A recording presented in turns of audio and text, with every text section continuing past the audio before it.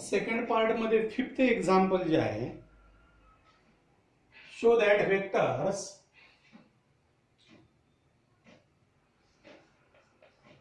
a bar is equal to 2i bar plus 5z bar minus 6k bar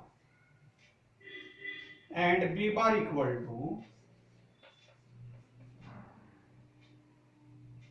I bar plus 5 upon 2z bar minus 3k bar are parallel. In case of a parallel vector, sir, px upon py, ax upon ay, ax upon bx, ay upon by, az upon bz is equal to 1 अशा condition मध्ये आपण एक example सोडवलेलं आहे. दुसऱ्या पण पद्धतीने सोडवता येतं. जर स्केलर प्रॉडक्ट 0 असेल, a bar dot b bar is equal to 0, तर ते दोन वेक्टर जे आहेत ते परपेंडिक्युलर असतात. आणि हे जर 0 आलं, a bar cross b bar equal to 0, हे परपेंडिक्युलर वेक्टर्स आणि हे पॅरलल वेक्टर्स. आता पॅरलल वेक्टर्स दाखवायचे आहेत, मग काय करायचं, तर a bar cross b bar काढायचं आणि त्याची व्हॅल्यू 0 दाखवायची. मग a bar cross b bar कसं लिहिता येतं, a bar cross b bar is equal to I J K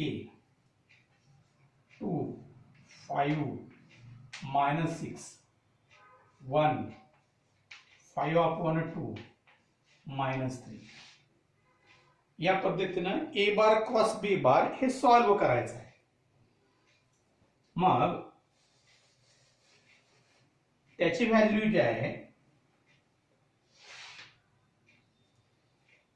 a bar cross b bar equal to I bar in bracket, म्हणजे हे घेतलं, हा रो आणि हे कॉलम इलिमिनेट केलं, 5 इंटू 3 मायनस 15 मायनस, आता परत इथे मायनस साइन आहे, minus 6 into 5/2 minus 6 into 5/2,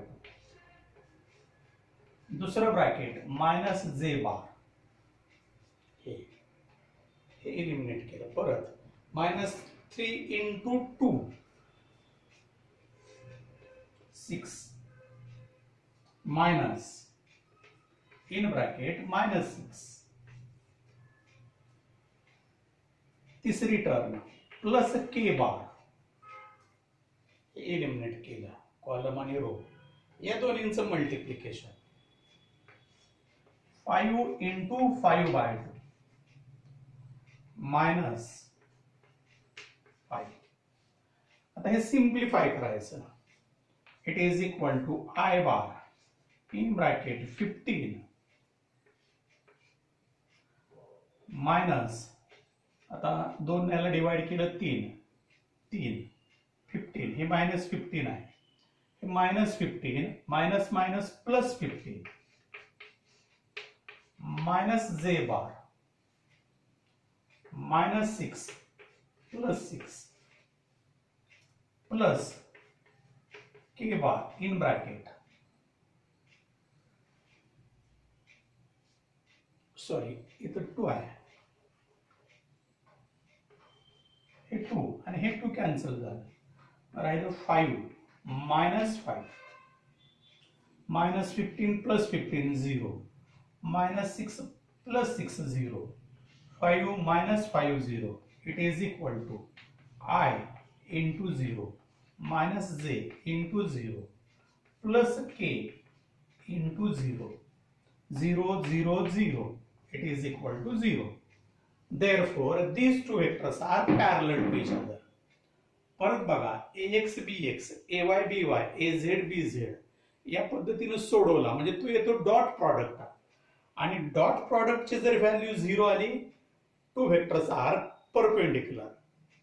cross प्रॉडक्टची व्हॅल्यू, क्रॉस प्रॉडक्ट कसा लिहायचा, हा डिटर्मिनंट लिहायचा आणि डिटर्मिनंट या पद्धतीने सोडवायचं, I या दोन्हींचं मल्टिप्लिकेशन मायनस या दोन्हींचं मल्टिप्लिकेशन मायनस जे या दोन्हींचं मल्टिप्लिकेशन मायनस या दोन्हींचं मल्टिप्लिकेशन के या दोन्हींचं मल्टिप्लिकेशन मायनस या दोन्हींचं मल्टिप्लिकेशन हे सिम्प्लिफाय केलं या पद्धतीनं आणि A bar cross B bar equal to 0 जर आलं then two vectors are parallel to each other ही एक कंडिशन. पाठीमागच्या लेक्चरला दुसरी पण कंडिशन सांगितलेली आहे. या दोन्हींचा रेशो इक्वल टू या दोन्हींचा रेशो इक्वल टू या दोन्हींचा रेशो हे पण बघता येतं. हे बघा 2/1 2 इक्वल टू 5/5/2 हे कॅन्सल झालं परत येतं इक्वल टू 2 -6/3 -6/-3 इक्वल टू येतं 2. तर ही पण कंडिशन अप्लाय करता येते. दोन्हीपैकी कोणतेही कंडिशन सोडवलं तरी चालेल.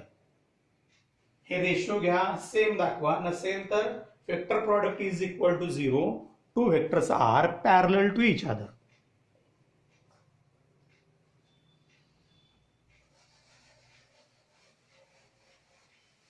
आता थर्ड पार्ट जो आहे एक्झरसाइज मधला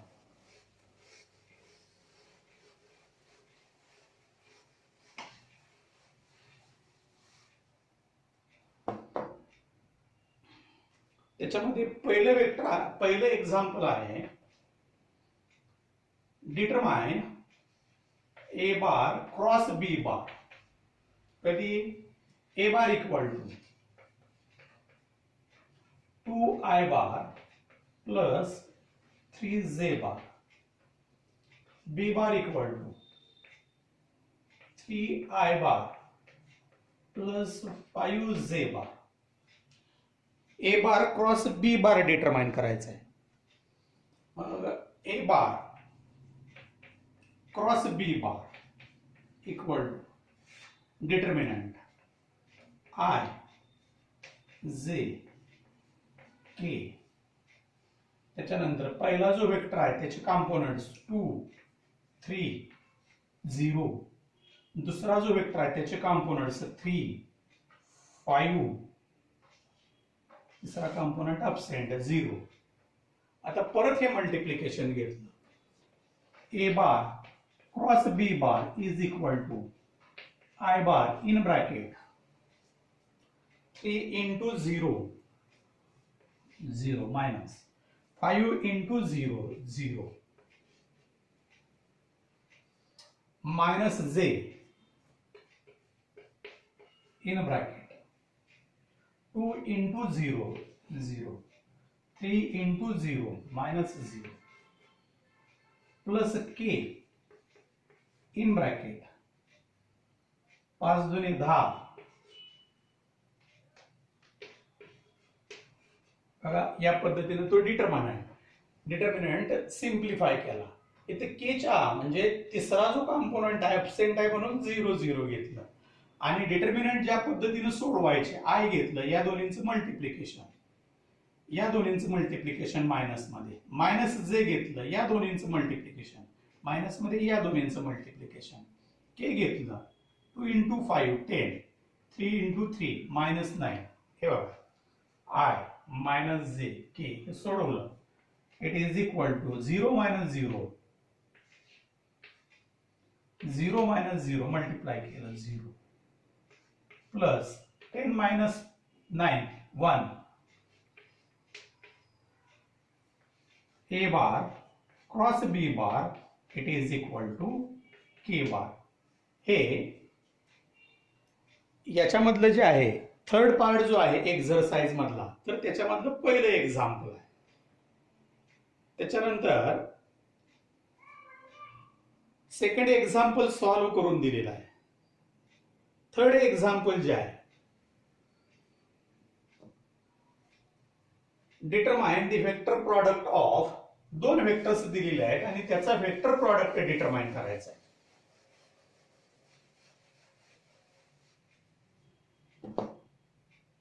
number 3 Phi1 bar is equal to 2i bar plus 3j bar minus K bar P2 bar equal to I bar plus 2J bar minus 3K bar. Determine the vector product of these two vectors. असं ते example आहे. मग vector product determine करायचं असेल V1 bar cross V2 bar is equal to determinant I J K 2 3 minus 1 1 2 minus 3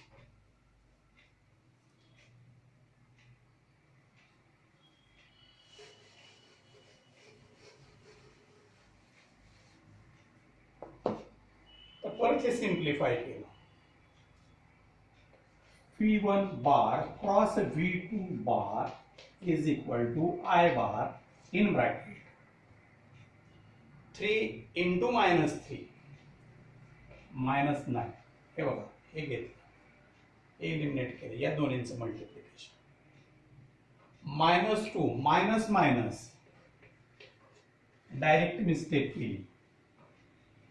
या दोन्हींचं negative two येईल. Negative करायचं आहे म्हणजे negative negative positive. Minus J 2 into 3 minus 6 minus 1 minus minus plus 1 plus K bar हे eliminate केलं. 4 minus 3 it is equal to minus 9 2 minus 7I minus 6 plus 1 minus 5 minus minus 5J 4 minus 3 1 plus K. हा आला vector product या दोन वेक्टरचा.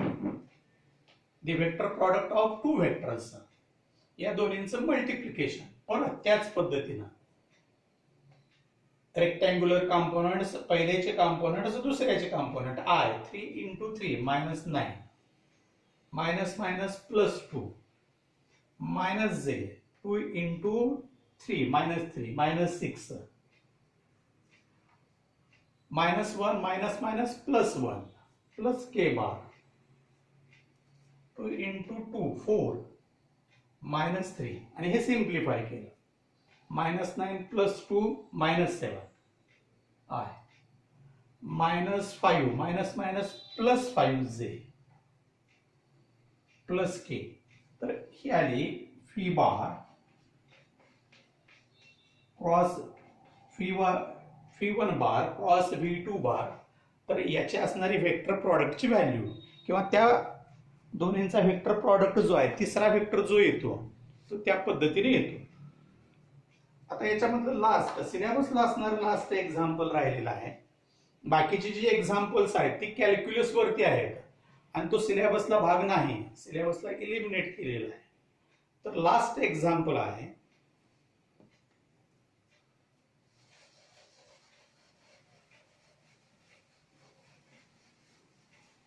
Exercise मध्ये तिसऱ्या part मध्ये हे चौथे एक्झाम्पल आहे.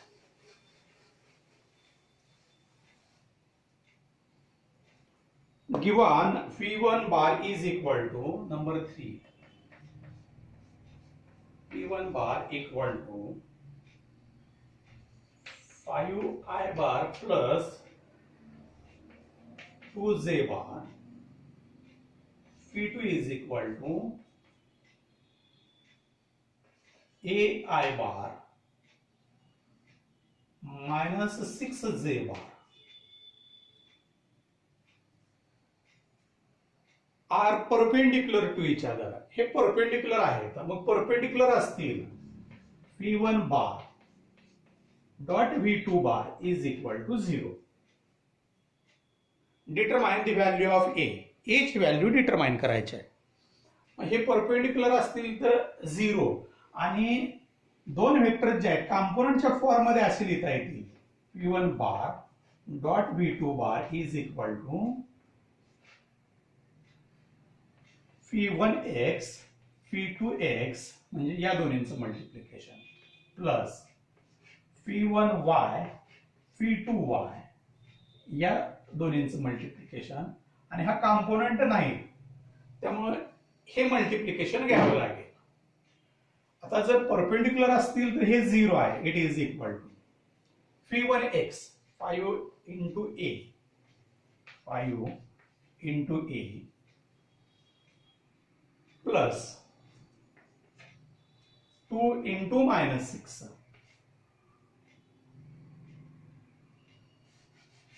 2 into minus 6 0 equal to 5a minus 12. आता साइड चेंज केली 12 is equal to 5a. a is equal to 12 divided by 5. याच टाइपचे एक्झाम्पल सेकंड पार्ट मध्ये पण आहे की दोन वेक्टर्स आहेत एकमेकाला परपेंडिक्युलर आहेत दिलेलंच आहे. परपेंडिक्युलर असतील तर scalar product of two vectors is equal to 0. आता स्केलर प्रॉडक्ट 0 आहे तो दोन वेक्टरचा असणारा स्केलर प्रॉडक्ट असाही एक्सप्रेस होता. पहिले कॉम्पोनंटचं मल्टिप्लिकेशन प्लस सेकंड कॉम्पोनंटचं मल्टिप्लिकेशन प्लस थर्ड कॉम्पोनंट. आता इथं नाही. या दोन्हींचं multiplication scalar product is equal to 0. आता phi1 bar dot phi2 bar is equal to या दोन कॉम्पोनंटचं multiplication phi1x into v2x plus या दोन कॉम्पोनंटचं मल्टिप्लिकेशन v1y v2y 0 लिहिलं. इट इज इक्वल टू पहिला कॉम्पोनंट आहे 5a प्लस दूसरा component 2 into minus 6 2 into minus 6 0 equal to 5a minus 12. 12 is equal to 5a. a is equal to 12 upon 15. तर या पद्धतीने आणि मग सगळी एक्झाम्पल जी झालेली आहेत. आता याच्यामध्ये एमसीक्यू जो होता फोर्थ एमसीक्यू तर तो फोर्थ एमसीक्यू जो आहे तुम्ही एक्झाम्पल सोडवत असताना टेक्स्टबुक समोर घ्यायचं. The magnitude of vector product of two unit vectors making an angle of 60 degree with each other. Vector product आहे आणि वेक्टर प्रॉडक्ट जर असेल की नाही तर त्याचं मॅग्निट्यूड जे आहे समजा हे I bar cross J bar is equal to 1 into 1 into sine of angle असतं ते पाठीमागच्या लेक्चरला चुकून कॉस घेतलं गेलेलं होतं बघा. Magnitude multiplied by sine of the angle between the two vectors. Sine of 60 degree दिलेला आहे 1 into root 3 divided by 2. Therefore root 3 divided by 2. तर हे जे आहे की नाही डी ऑप्शन करेक्ट आहे बघा.